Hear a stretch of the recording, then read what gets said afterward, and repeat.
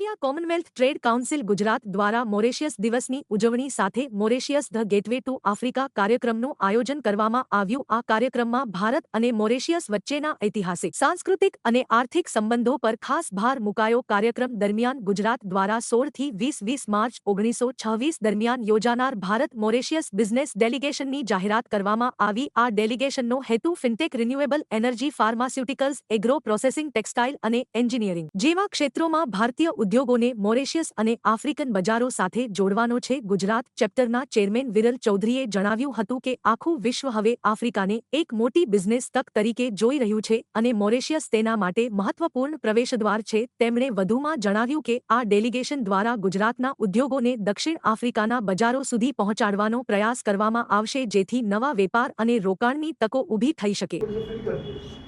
સૌથી પહેલાં તો જે મોરેશિયસ જે છે, મોરેશિયસ એ કન્ટ્રી આપણા ત્યાં 75% જે લોકો છે એ ઇન્ડિયન ઓરિજિનના લોકો છે।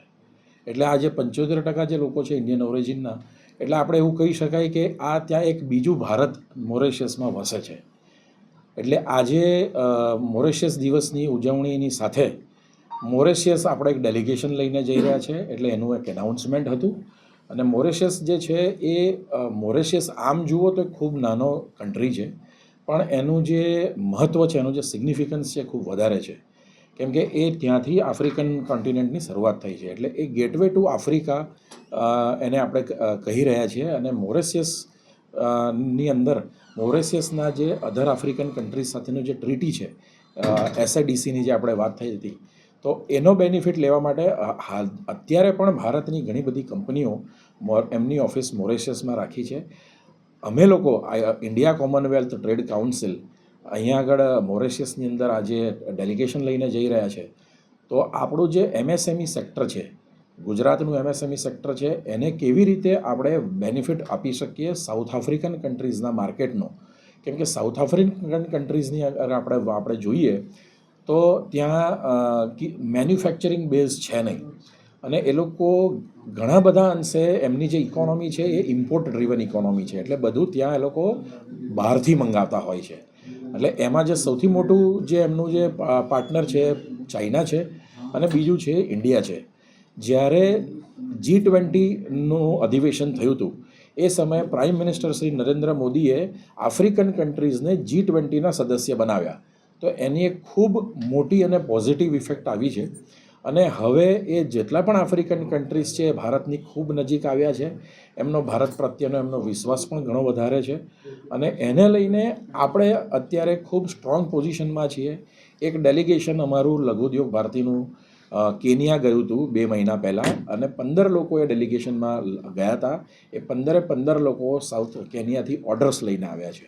એટલે આવું જ એક ડેલિગેશન લગભગ 20 ઉદ્યોગકારોનું એક ડેલિગેશન અમે લોકો 16મી તારીખે લઈને જઈ રહ્યા છે, અને મોરેશિયસ જઈશું। અને મોરેશિયસથી ત્યાંના ઇકોનોમિક ડેવલપમેન્ટ બોર્ડની સાથે અમે MOU સાઇન કરવાના છીએ। ત્યાંનું ગોપીઓ જે છે એમની સાથે MOU સાઇન કરવાના છીએ। સાથે સાથે બીજા જે ત્યાંના જે સાઉથ આફ્રિકન કન્ટ્રીઝ છે એમના પણ ડેલિગેટ્સ અને ડિપ્લોમેટ્સ અને બિઝનેસ પર્સન્સ ત્યાં આવશે, અને એમની સાથે અમે લોકો આજે અહીંયાથી જે પણ ઉદ્યોગકારોને લઈને જઈ રહ્યા છે એમનું ત્યાં આગળ B2B મીટ કરાવીશું।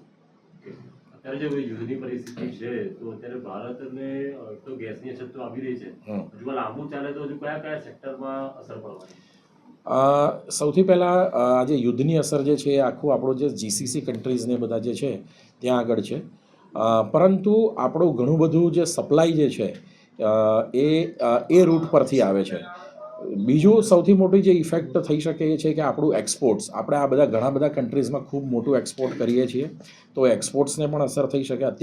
અત્યારની પરિસ્થિતિમાં પણ આપણા ઘણા બધા કન્ટેનરો અટવાયા છે।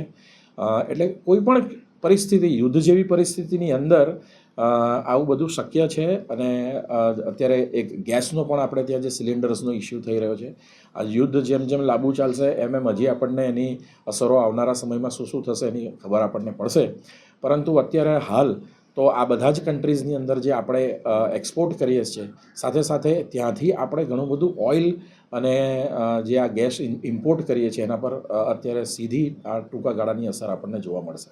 કોમનવેલ્થ જે દેશો છે કેવી રીતે આખી આ સમગ્ર કહું છું એ તો શોર્ટ ટર્મ્સની અંદર ડેફિનેટલી એ નુકસાન જવાનું છે, પરંતુ આજ અમે લોકો જે આખું જે ડેલિગેશન લઈને જઈ રહ્યા છે એટલા માટે જ લઈને જઈ રહ્યા છે કે સાઉથ આફ્રિકા એ ખૂબ મોટું માર્કેટ છે.